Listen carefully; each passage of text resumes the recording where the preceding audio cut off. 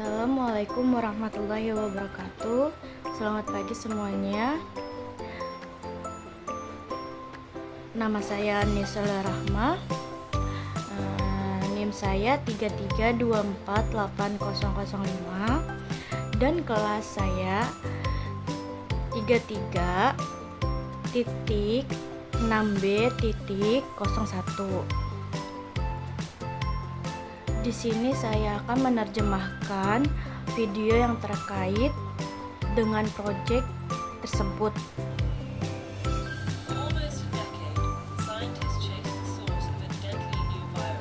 Hampir 1 dekade para ilmuwan memburu sumber virus baru yang mematikan.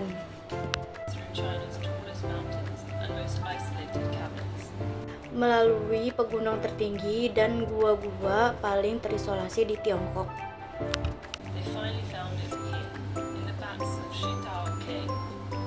Mereka akhirnya menemukannya di sini, di bagian belakang gua Shetal. Virus yang dimaksud adalah virus corona.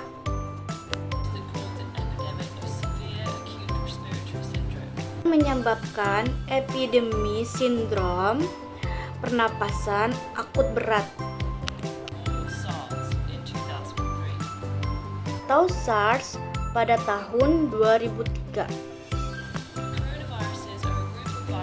Corona adalah sekelompok virus yang ditutupi oleh duri-duri protein kecil yang tampak seperti mahkota. Corona dalam bahasa Latin.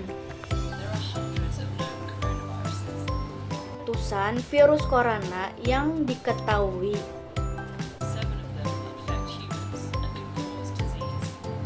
Antara menginfeksi manusia dan dapat menyebabkan penyakit.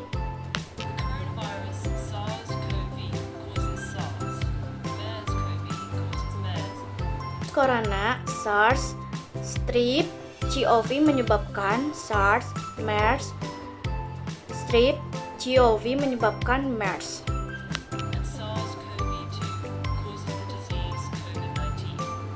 Dan SARS CoV strep 2 menyebabkan penyakit COVID-19.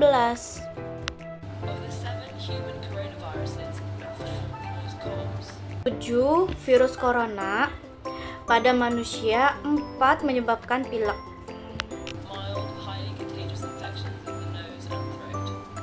Itu infeksi ringan yang sangat menular pada hidung dan tenggorokan.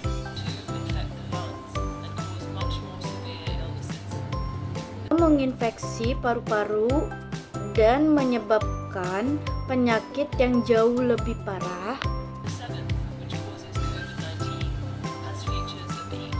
7 yang menyebabkan COVID-19 memiliki ciri-ciri masing-masing.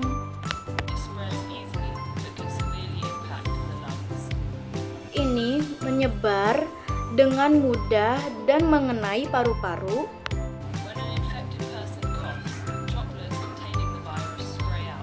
Orang yang terinfeksi batuk dan mengeluarkan droplet yang mengandung virus.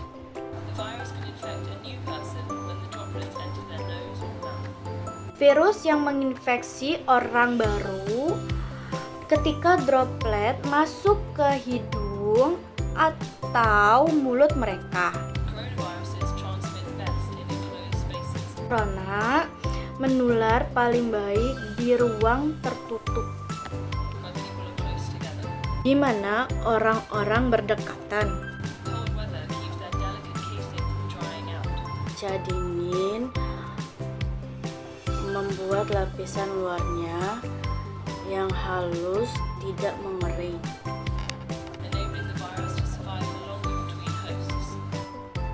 sehingga memungkinkan virus bertahan hidup lebih lama di antara inangnya. While UV exposure from sunlight may damage it.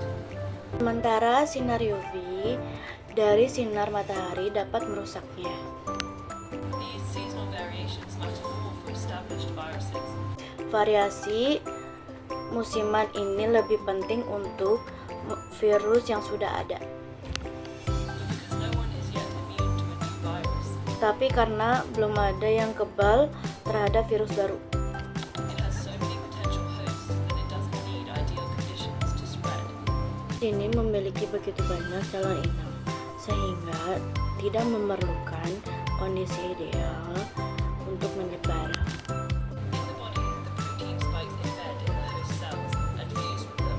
Dalam tubuh, protein spike tertanam di sel inang dan menyatu dengan mereka, Enabling the virus to hijack the host cell's machinery to memungkinkan virus untuk membajak mesin sel inang replicate its own genes. untuk mereplikasi gennya sendiri. Coronaviruses store their genes on RNA. Virus corona menyimpan gen mereka pada RNA. All viruses are either RNA viruses or DNA viruses. Virus adalah virus RNA dan virus DNA. RNA viruses tend to be smaller with fewer genes. Virus RNA cenderung lebih kecil dengan sedikit gen. Many hosts can replicate quickly in those hosts. Berarti mereka menginfeksi banyak inang dan bereplikasi dengan cepat pada inang tersebut. In general, RNA viruses don't have a proof-reading mechanism. Secara umum, virus RNA tidak memiliki mekanisme pembaca persetujuan. Whereas DNA viruses do. Dan virus DNA memiliki. So, when an RNA virus replicates, Ketika virus RNA bereplikasi, it's much more likely to have mistakes called mutations. kemungkinan besar akan mengalami resiko yang disebut mutasi. Many of these mutations are useless or even harmful. Dari mutasi ini tidak berguna atau bahkan berbahaya. But some make the virus better suited for certain environments. Beberapa membuat virus lebih cocok untuk lingkungan tertentu. Like a new host species. Seperti spesies inang baru epidemi. Epidemics often occur when a virus jumps from animals to humans. Epidemi sering terjadi ketika virus berpindah dari hewan ke manusia. This is true of the RNA viruses that cause Ini berlaku untuk virus RNA. the Ebola, Zika, and SARS epidemics, and the COVID-19 pandemic. Menyebabkan epidemi Ebola, Zika, dan SARS dan pandemi COVID-19. Once in humans, the virus still mutates, Sekali pada manusia, virus bermutasi. usually not enough to create a new virus, Hanya tidak cukup untuk membuat virus baru. but enough to create variations or strains of the original one. Cukup untuk membuat variasi atau galur dari virus asli. Coronaviruses have a few key differences from most RNA viruses. Virus corona memiliki beberapa perbedaan utama dari sebagian besar virus RNA. They're some of the largest, meaning they have the most genes. Mereka adalah beberapa yang terbesar, artinya mereka memiliki gen terbanyak, That creates more opportunity for harmful mutations. yang menciptakan lebih banyak peluang untuk mutasi yang lebih berbahaya. To counteract this risk, coronaviruses have a unique feature, Untuk melawan resiko virus corona memiliki fitur unik. enzyme that checks for replication errors and corrects mistakes. Enzim yang memeriksa kesalahan replikasi dan memperbaiki kesalahan. This makes coronaviruses much more stable, Ini membuat virus corona jauh lebih stabil. with a slower mutation rate than other RNA viruses. Tingkat mutasi yang lebih lambat daripada virus RNA lainnya. While this may sound formidable, Ini mungkin terdengar hebat. the slow mutation rate is actually a promising sign. Kecepatan mutasi yang lambat sebenarnya merupakan tanda yang menjanjikan. When it comes to disarming them. Kita harus melucuti senjata mereka. After an infection, our immune systems can recognize germs Infeksi, sistem imun kita dapat mengenali kuman and destroy them more quickly if they infect us again, dan menghancurkan lebih cepat jika mereka menginfeksi kita lagi. so they don't make us sick. Mereka tidak membuat kita sakit. The mutations can make a virus less recognizable to our immune systems, and Mutasi dan membuat virus kurang dikenali oleh sistem imun kita. therefore more difficult to fight off. Karena itu lebih sulit dilawan. They can also make antiviral drugs and vaccines less effective. Mereka juga dapat membuat obat antivirus dan vaksin kurang efektif. Because they're tailored very specifically to a virus. Nah, mereka dirancang khusus untuk virus. That's why we need a new flu vaccine every year. Sebabnya kita membutuhkan vaksin flu baru setiap tahun. The influenza virus mutates so quickly that new strains pop up constantly. Mengaruhi bermutasi begitu secepatnya sehingga strain baru muncul terus-menerus. The slower mutation rate of coronaviruses means Tingkat mutasi virus corona yang lebih lambat our immune systems, drugs, and vaccines di sistem kekebalan tubuh, kita membutuhkan obat dan vaksin might be able to recognize them for longer after infection. dan dapat mengenali mereka lebih lama setelah terinfeksi. And therefore protect us better. Dan karenanya melindungi kita dengan lebih baik. Still, we don't know how long our bodies remain immune to different coronaviruses. Tetap saja kita tidak tahu berapa lama tubuh kita tetap kebal terhadap virus corona. There's never been an approved treatment or vaccine for a coronavirus. Belum pernah ada pengobatan atau vaksin yang disetujui untuk virus corona. We haven't focused on treating the ones that cause cold. Kita belum fokus pada pengobatan yang menyebabkan pilek. And though scientists began developing treatments for SARS and MERS, Meskipun para ilmuwan mulai mengembangkan pengobatan untuk SARS dan MERS. the epidemics ended before those treatments completed clinical trials. Pandemi berakhir sebelum pengobatan tersebut menyelesaikan uji klinis. As we continue to encroach on other animals' habitats, Karena kita terus mengganggu habitat hewan lain. some scientists say a new coronavirus jumping to humans is inevitable. Pak ilmuwan mengatakan bahwa virus corona yang menular ke manusia tidak dapat dihindari. But if we investigate these unknowns, it doesn't have to be devastating. Tapi jika kita menyelidiki hal-hal yang tidak diketahui ini, hal tidak harus menghancurkan. Students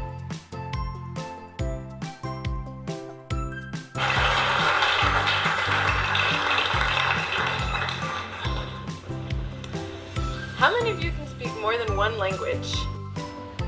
Berapa banyak di antara Anda mendapatkan berbicara lebih dari satu? Now keep your hands up if you can speak more than two. Sekarang angkat tangan Anda jika dapat berbicara lebih dari dua. And how about three? Bagaimana kalau tiga? Okay, very impressive. Sangat merasakan. But did you know that you actually could have easily learned 25 languages?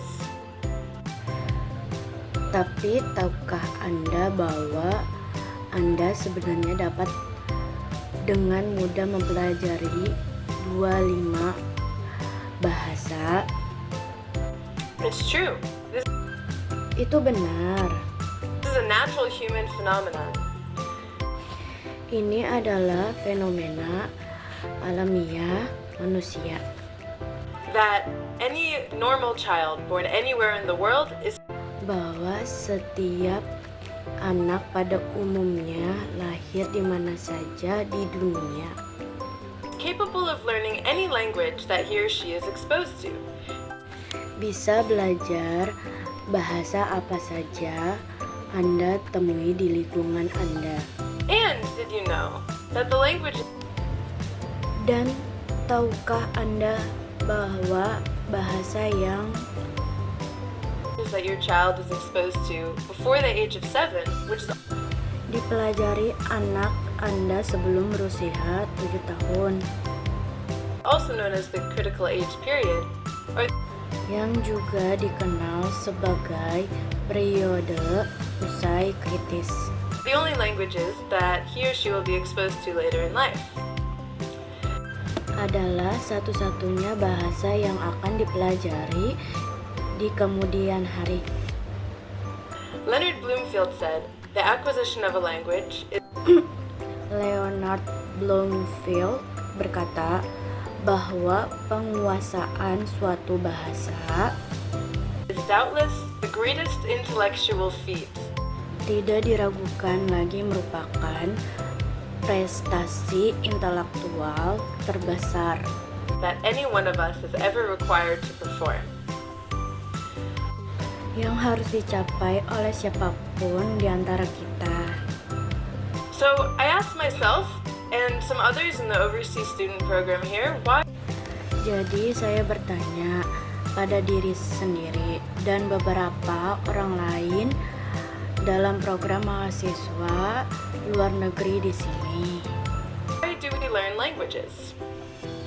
Mengapa kita belajar bahasa? At first, we all learn language because we have to.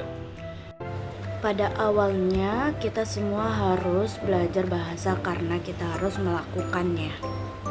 As humans, we're designed to learn language Sebagai manusia kita diciptakan untuk mempelajari bahasa. just like we're designed to walk. There's Sepertinya halnya kita diciptakan untuk berjalan, simply no preventing it.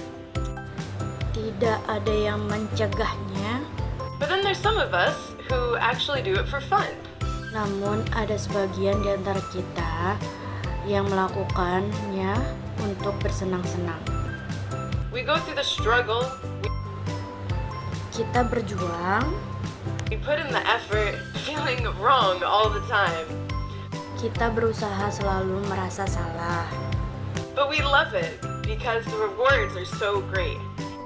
Tetapi kita menyukai imbalannya begitu besar. It's awesome to speak another language, Sungguh mengagumkan untuk berbicara dalam bahasa lain, to carry it with you everywhere you go, membawanya kemanapun Anda pergi, to travel and communicate with people in their native language, berpergian dan berkomunikasi dengan orang-orang yang menggunakan bahasa asli mereka, which makes conversation so much more personal. membuat percakapan jadi jauh lebih personal.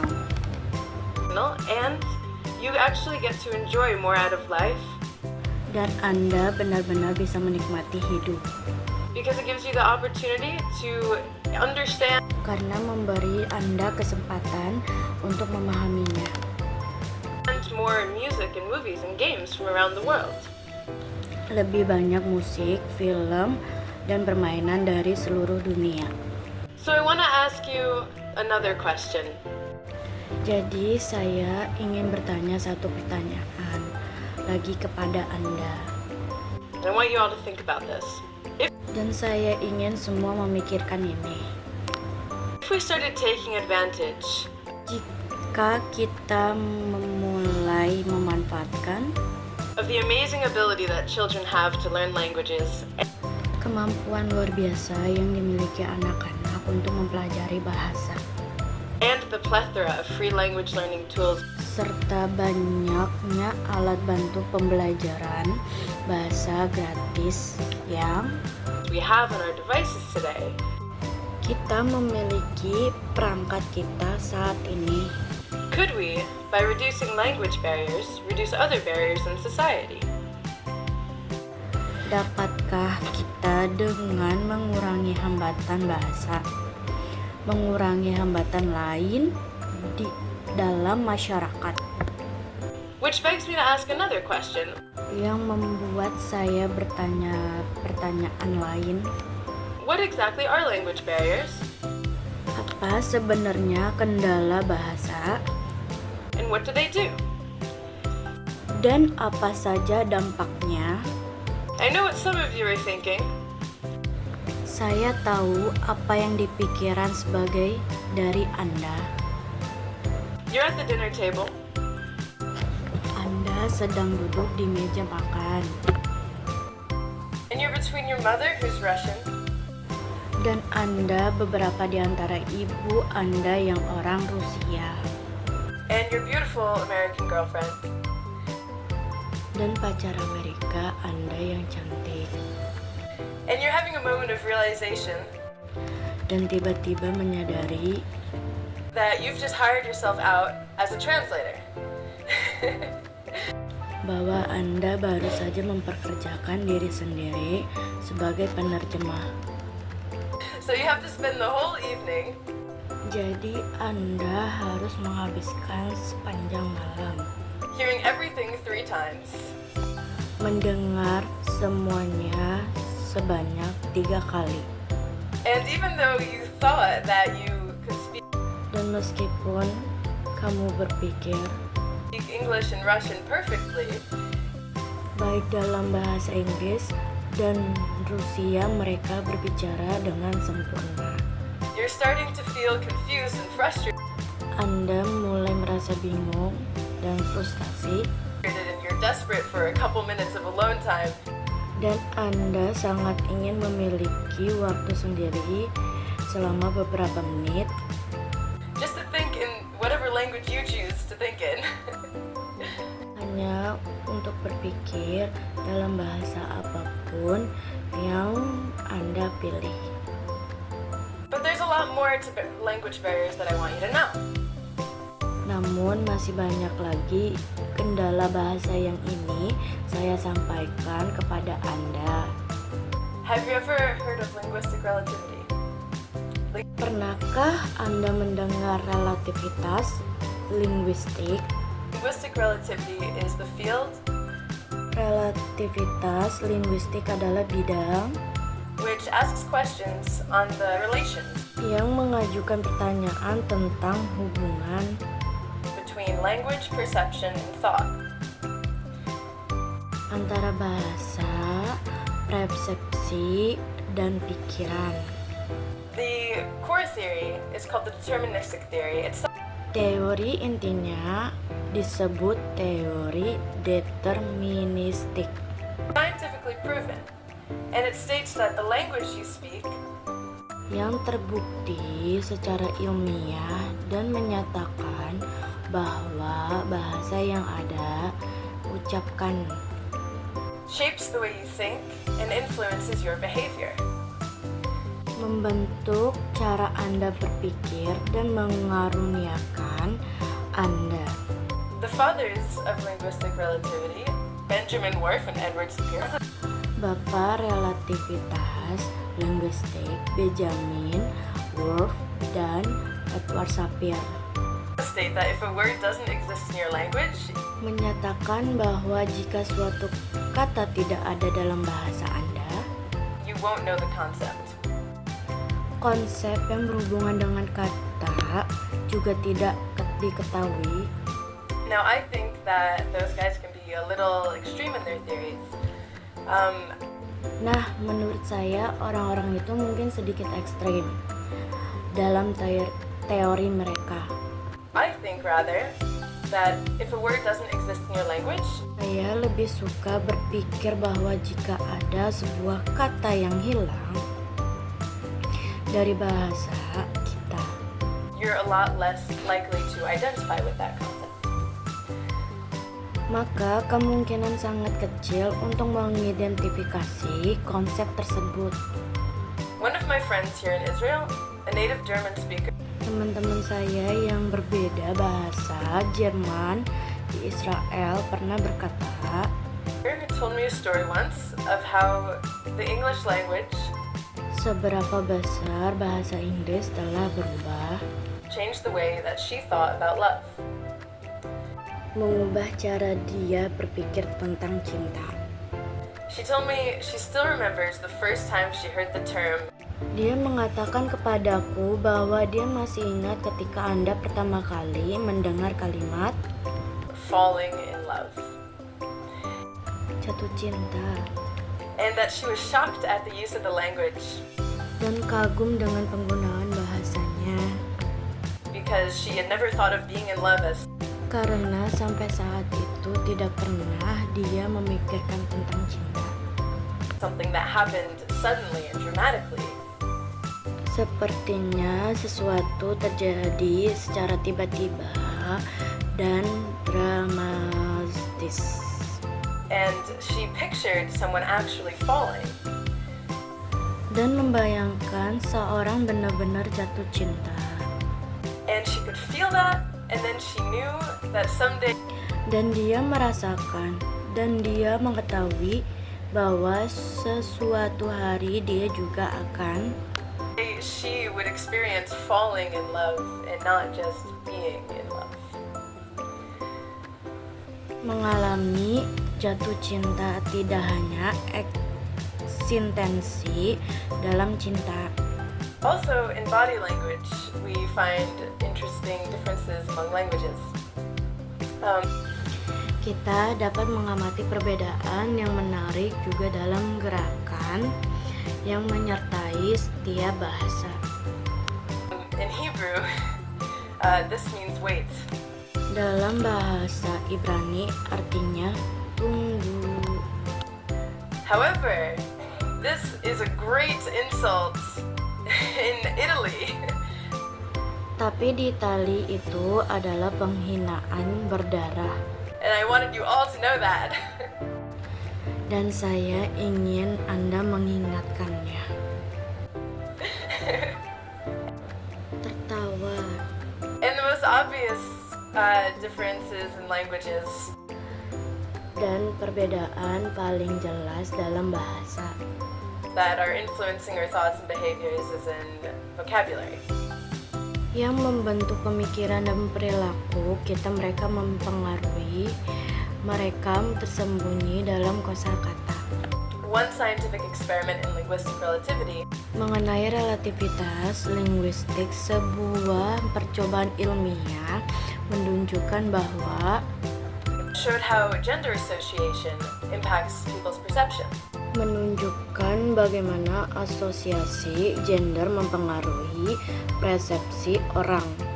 This study used the word key, Kata kunci digunakan dalam penelitian ini, which is in German a masculine word, yang merupakan kata maskulin dalam bahasa Jerman, and in Spanish is feminine.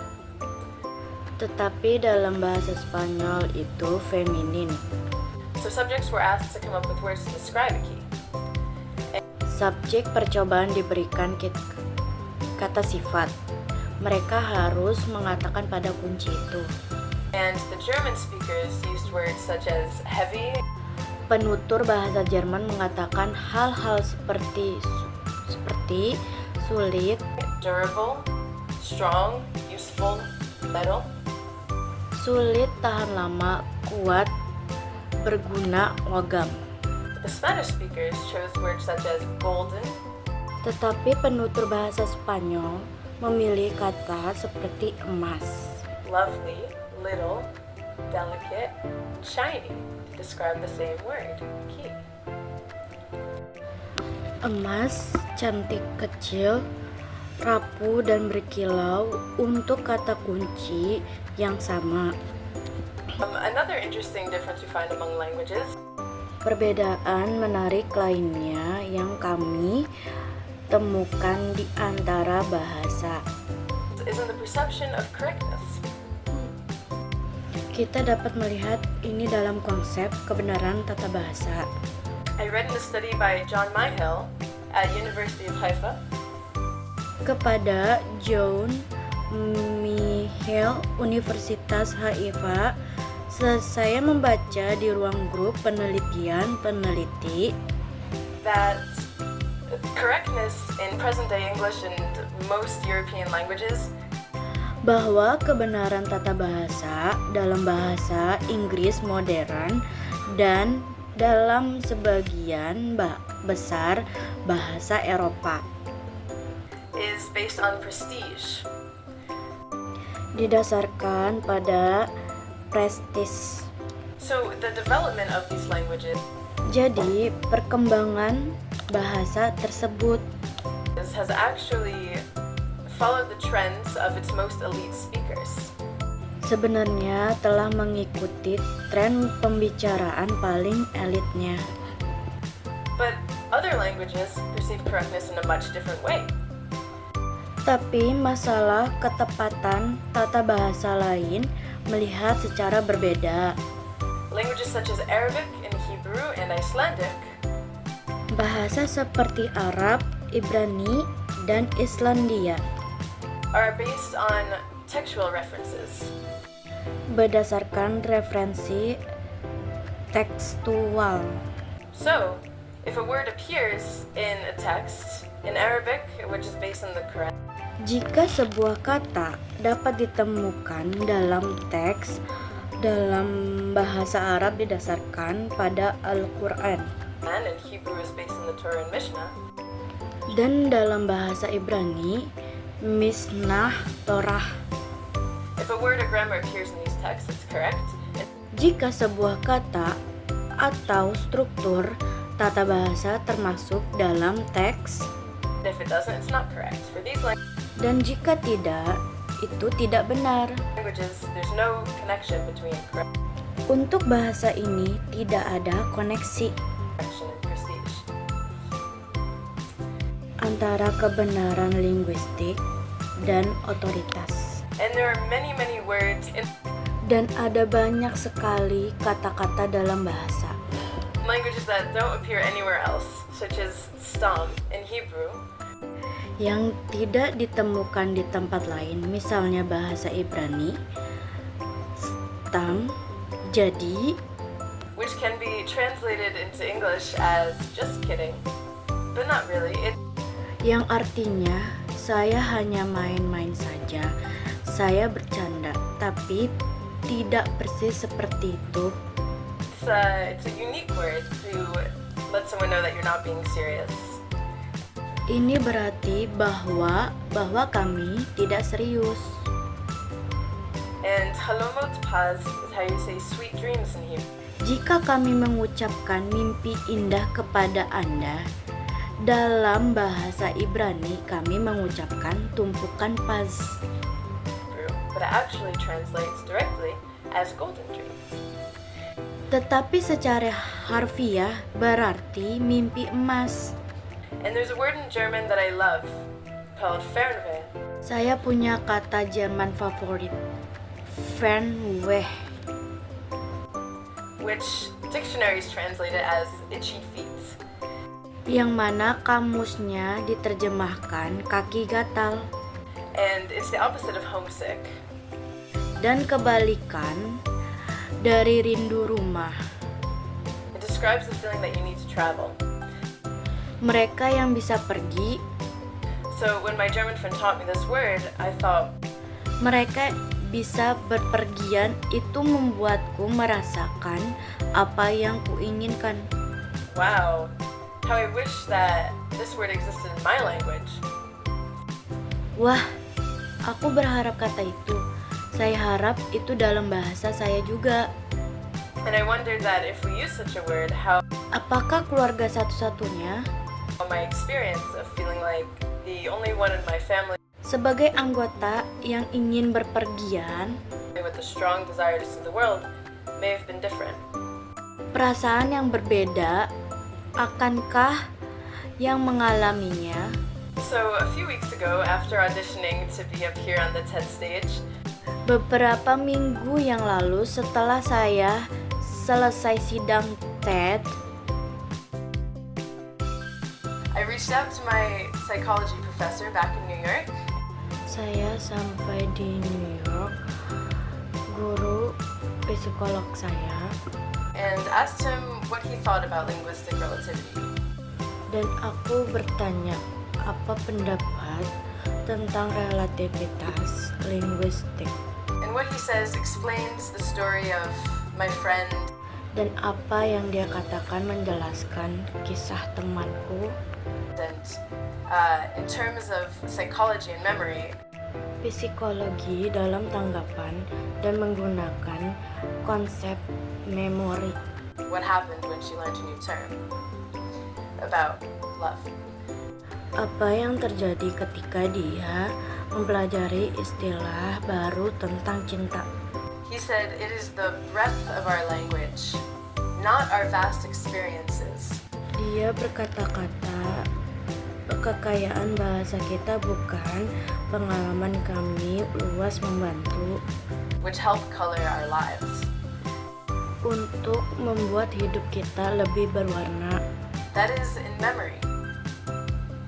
Untuk acara dan terkait dengan pengalaman, The language labels that we assign events and experiences shape indeed limit label bahasa yang kita berikan pada peristiwa pengalaman memang membentuk, the way that we can remember them. For membatasi cara kita mengingatnya. example, if the only positive emotion word we knew was happy, Misalnya, jika saya tahu kata bahagia sebagai satu kata yang menyampaikan emosi positif, all positive memories are labeled as happy memories. kita akan memberi label pada semua kenangan positif kita seperti ini kenangan terindah. And if they all fit in that happy bucket together, Dan jika mereka semua cocok dalam ember bahagia itu bersama-sama, then their shared features, which make them labeled as happy, lalu ciri-ciri mereka yang terkelupas yang membuat mereka diberi label bahagia will be reinforced and at times amplified at the expense of their differences. akan diperkuat dan waktu akan bertambah seiring dengan biaya perbedaan mereka To allow for better access. untuk membuatnya lebih mudah diakses. This is because your mind categorizes everything with language labels.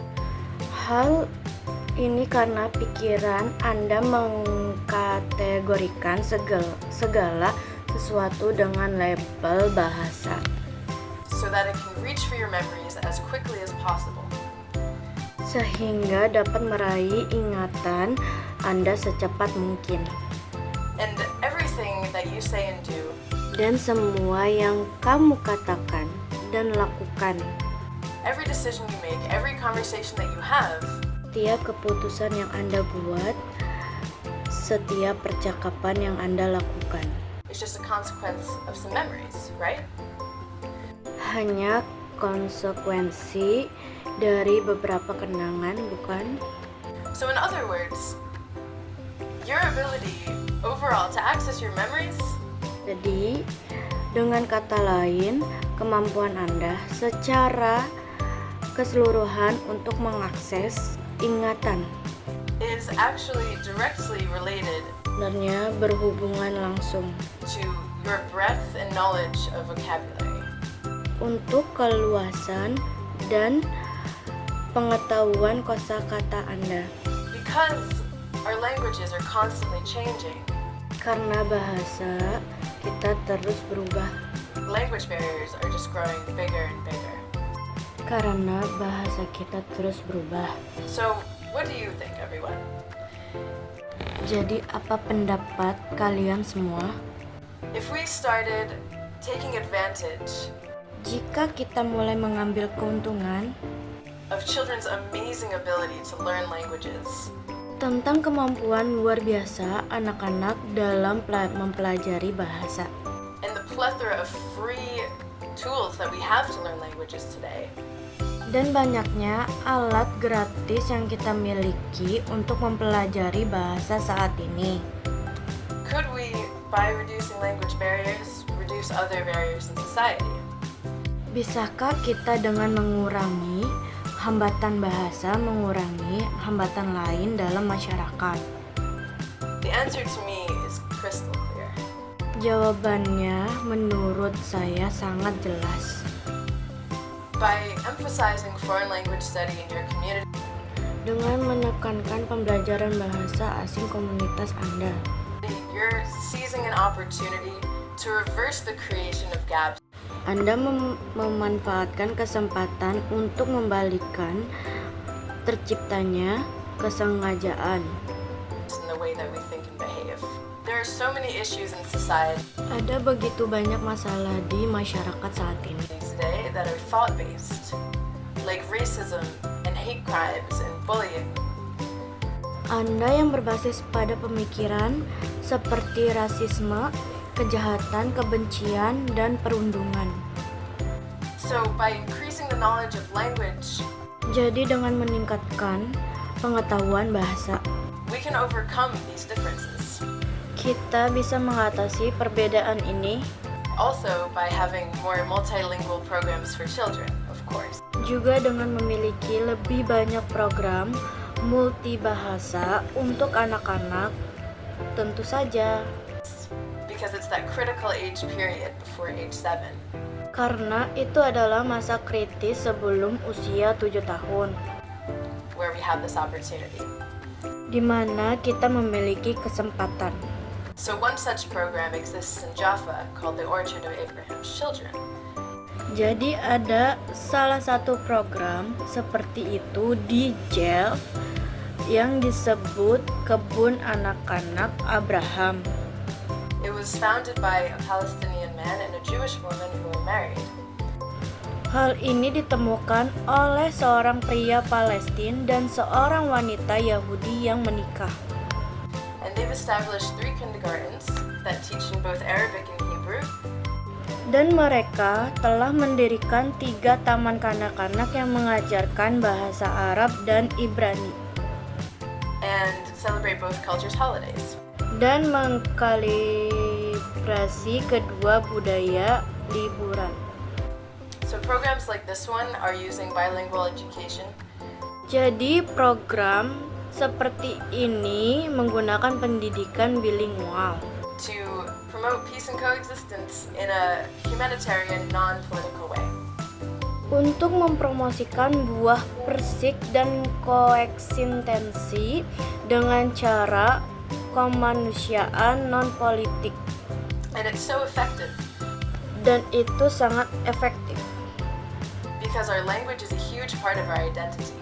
karena bahasa kita adalah bagian besar dari identitas kita. Being born to Reformed Jewish parents Kan dari orang tua Yahudi yang telah bertaubat, gave me really early exposure to the Hebrew language. beri saya paparan awal terhadap bahasa Ibrani. And if it wasn't for that early exposure, Jika bukan karena paparan awal itu, I'm sure I wouldn't be here in Israel studying linguistics or saya yakin saya tidak akan berada di sini di Israel untuk belajar bahasa giving this talk to you about the power dan memberikan ceramah ini kepada Anda tentang kekuatan of being able to identify with more than one language. mampu mengidentifikasi lebih dari satu bahasa. Now I want to leave you with this quote by Helen Keller. Sekarang saya ingin meninggalkan Anda dengan kutipan dari Helen Keller ini, Who was an American author, a political activist, yang merupakan penulis atau aktivis politik Amerika and the first deaf-blind person ever to receive a Bachelor of Arts degree. dan orang tuli buta pertama yang menerima gelar sarjana seni. Suddenly, I felt a misty consciousness. Tiba aku merasakan kesadaran berkabut As of something forgotten. dari sesuatu yang terlupakan. And a thrill of returning thought. Masih kembali berpikir. And somehow, the mystery of language was revealed to me. Dan entah bagaimana misteri bahasa terungkap padaku. Everything had a name, Semuanya punya nama. and each name gave birth to a new thought. Tiap nama melahirkan pemikiran baru. Thank you.